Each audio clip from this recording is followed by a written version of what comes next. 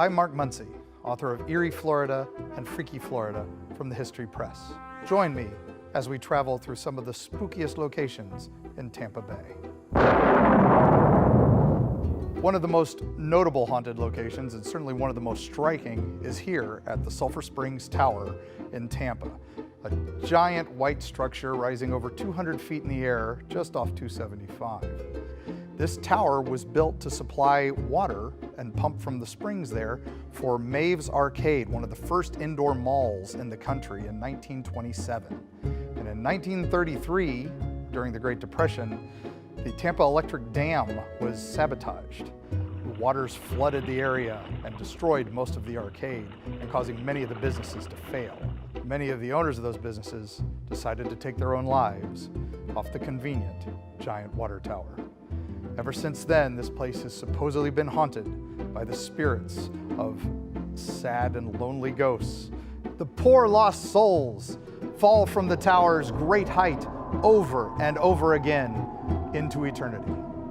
Who can explain it? Our next stop on our tour of the terrors of Tampa Bay is the Nebraska Avenue Trestle Bridge. Now, this bridge is the home of a terrifying monster, according to legend. The monster lures students from the nearby school onto the bridge by being a body laying out on the bridge, going, "Help, help," calling for help. And as you walk closer, it rises up with the spidery legs lifting the body and behind it. And it's using the body as though an anglerfish to lure you out onto the trestle bridge. And the students realize they have no choice but to either face the monster or fall into the waters below. There are a large number of suicides and missing persons attributed to this bridge. Are they hiding the truth? Here we are now at the Sunshine Skyway Bridge, one of the most iconic landmarks in Tampa Bay. Also, one of the most haunted locations in Florida. Known for the collapse of 1980, where the old span collapsed, and now they've built the fishing piers beside it. The old bridge lost many lives during that collapse, 23 to be exact. Many on one lone Greyhound bus that drove right off the edge that fateful morning when the Summit Venture smashed into the span.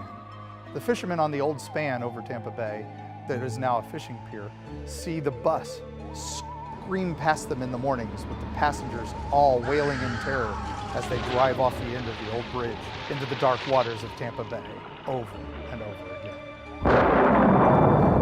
Here we are at the St. Petersburg Museum of History. This museum houses the oldest resident of Tampa Bay, an Egyptian mummy. A boat captain with a traveling circus on board couldn't pay his docking fees at the pier. So what did he do? He gave the city the mummy and its sarcophagus as payment. The mummy itself, no one knows who she is. She's been studied numerous times by the Smithsonian.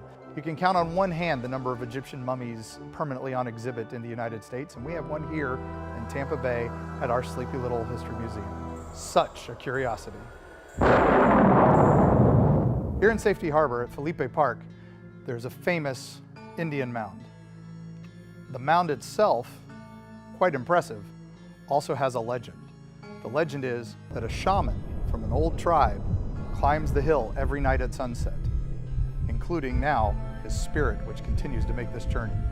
Every night, this shaman summons a giant earth spirit to protect Tampa Bay from the storm gods.